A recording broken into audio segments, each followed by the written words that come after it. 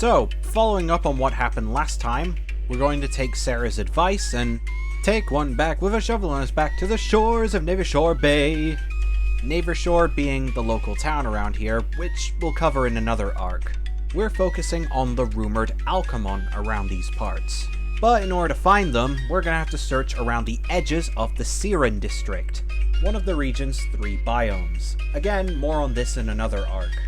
But in the meantime, I can give you a taste of some of the many Pokemon that you can find in this biome and in this area. Starting things off, we have one of my personal favorites, Pylashore, the coastaway Pokemon. They're actually a very common sight around the shores of this region. Often seen lying around on the beach, just chilling, minding their own business. They sleep so much, most of the locals find it hard to tell if they're even alive.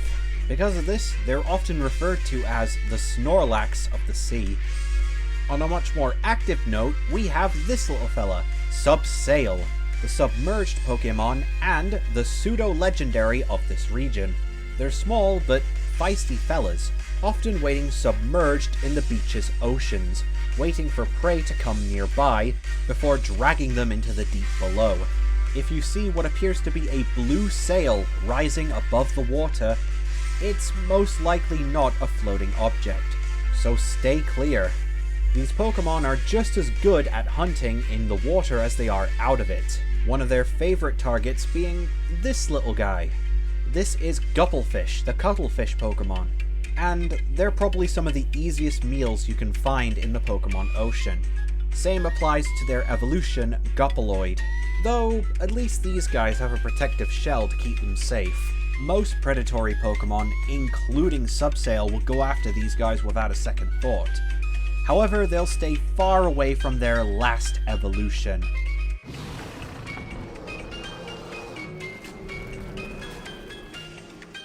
That being the Titanous sea monster Pokemon, Kragalord, the Kings of the Deep.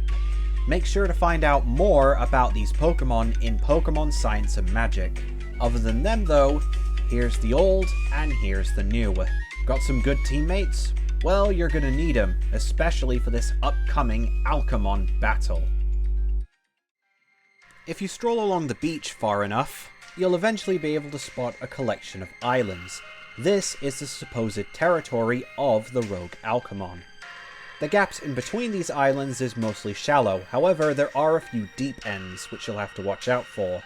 In order to get to the Alchemon's supposed location, you'll have to learn which is which, since you don't yet have the means to surf across water. The Pokemon that can be spotted around these parts are more or less the same as the beach, so you shouldn't dwell on them for too long.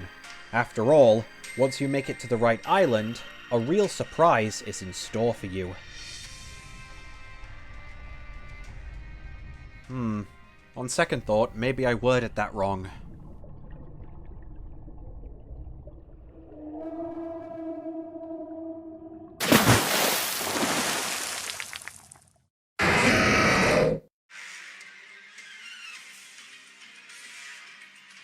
Introducing Project Dreadnought.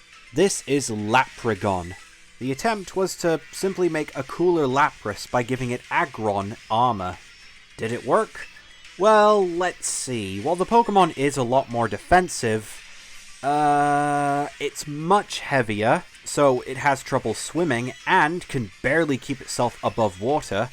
Not to mention, its armor isn't used to being in the water all the time, so it's prone to rusting, which irritates or even poisons the Pokemon. Unfortunately for you though, this one hasn't been here for too long, so it's full of energy and ready to sink your ships. During the fight, the Pokemon will constantly submerge itself and circle around the small island, which is your arena. While doing so, it will launch hydro pumps and flash cannons to catch you off guard, or just flat out smash you with its head if you get too close. However, doing so will stun the Pokemon, leaving it vulnerable for an opening.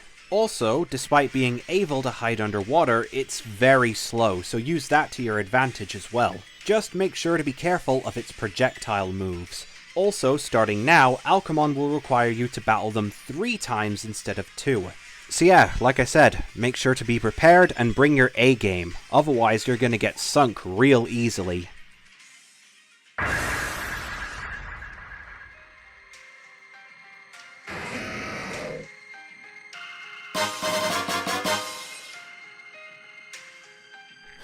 What do you know? Another new friend. Now that Labragon has joined our side, it will allow us to ride on its back, something which will come in handy once we decide to visit the rest of this biome. But that's a story for another day. Halfway done already? We're on a roll! However, keep in mind our goals are to also learn about Professor Nicholas, as well as what the heck he's planning with these Alchemon. So let's make sure to keep an eye out for both him and his staff the next time we... Wait. What's that singing?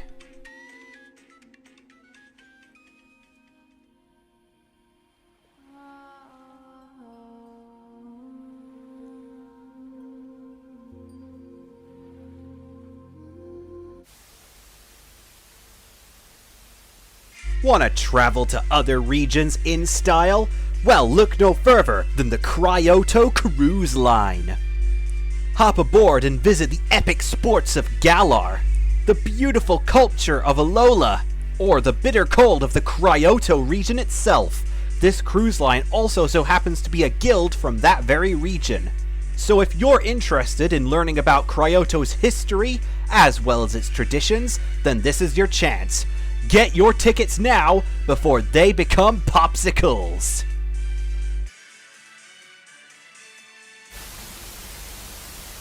Player! You are not going to believe what I've... What are you looking at?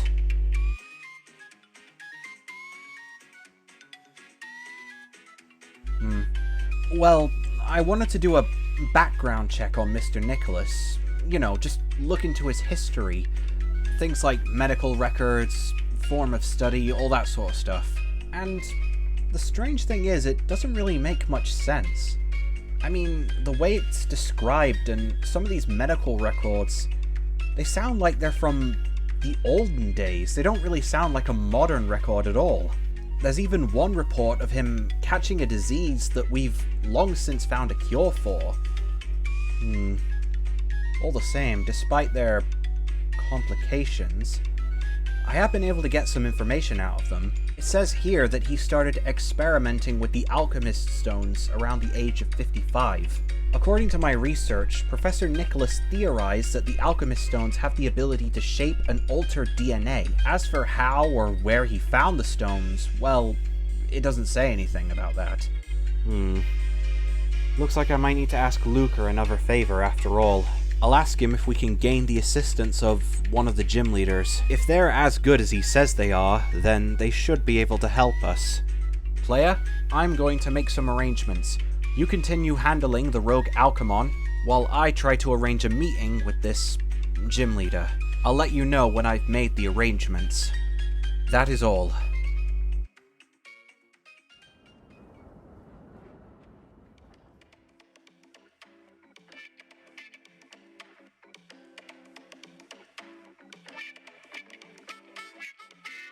Ladies and gentlemen, welcome to the capital of the Revolu region, Neotropolis. I'll go into more detail about this city in another arc, but for now, just know this is where another one of the rogue Alchemon is located, which is a problem since this is a heavily populated area, so we better track it down quick. After you've heard enough reported sightings and rumors, you'll find out that the Alchemon is taking roots somewhere around the big tower in the city. This isn't just any tower either. It's one that so happens to be owned by Professor Nicholas's company. It's usually for sightseeing, so there's not really much of a puzzle here. However, you will have to battle a few of his employees if you want to make it to the top. Something about tickets being posted online or something like that. Anyway, it shouldn't take you too long. Alright, we've made it to the top, and doesn't seem like there's anything here other than this incredible view. I suppose all we can do is just sit back and wait.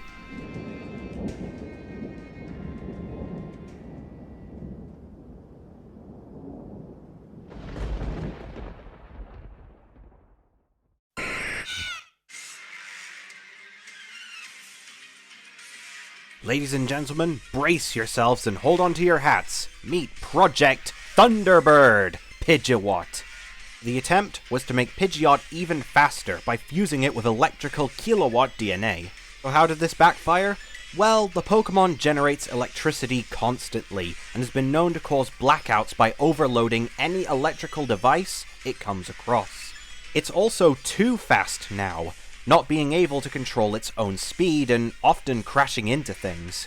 So yeah, it's a little accident-prone and clumsy, but don't let that fool you. This Pokemon is still pretty fast, and it'll show you that speed during this fight. Its ability to fly will give it complete control over the battlefield, and it will constantly attack at you with wild charges, attempting to swiftly knock you off the tower. If that wasn't bad enough, it can also summon lightning from the sky with thunder, and even has a Giga attack where it will crash into the center of the tower and create a huge electric discharge. However, this will also leave it stunned, so that is your time to attack it. This Pokemon may be fast, but it's basically a glass cannon. All the same, make sure that speed doesn't catch you off guard. Otherwise, you're in for quite a shock.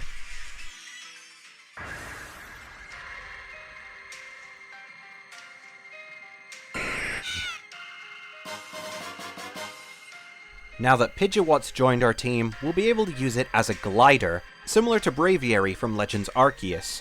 Also, if we use this Pokemon while on the ground, we'll be able to use an electric dash attack. Perfect for knocking Pokemon aside or getting rid of certain objects that are in our way, like trees. Excuse me, pardon me, but what are you doing with our Pidgeot? We were using that for a weather experiment. Oh wait, hold on, I remember you. Ah yes, you're Player, one of our contestants for our little Alchemon contest. Ah yes, quite lovely to meet you again. Tell you what, you can keep that Pidgeot. We've already done with it. Besides, I have plenty more where that came from. Behold, Pidgeekilo. Don't worry about the Alchemon that you got. I'll just use this one for the weather experiments. It will evolve into Pidgeot, so no worries about that. Just keep in mind you'll need the necessary ingredients if you want to make another one as well. So what led you to catch my Pidgeot anyway? Was it those rumors about rogue Alchemon being loose around the whole region? I can assure you those are nothing but rumors. We have this situation 100% under our control. We're taking the right precautions to make sure that these Alchemon do not get out in the wild. And even if they were, we will take the necessary fail-safes to assure they don't get out of control. And even then, they won't get out of control, because I assure you they are 100% safe. Now, if I were you, I would focus on collecting gym badges in order to win the contest. Trust me, you're going to love the Alchemon we have in store. Just you wait until the big event. How do these guys have this situation under control? How are these Pokemon safe? Well, let's just continue with our main objective at the moment. Eventually we should get a call from Sarah, but until then, we'll just have to continue where we left off next time, as our journey through Revolu continues.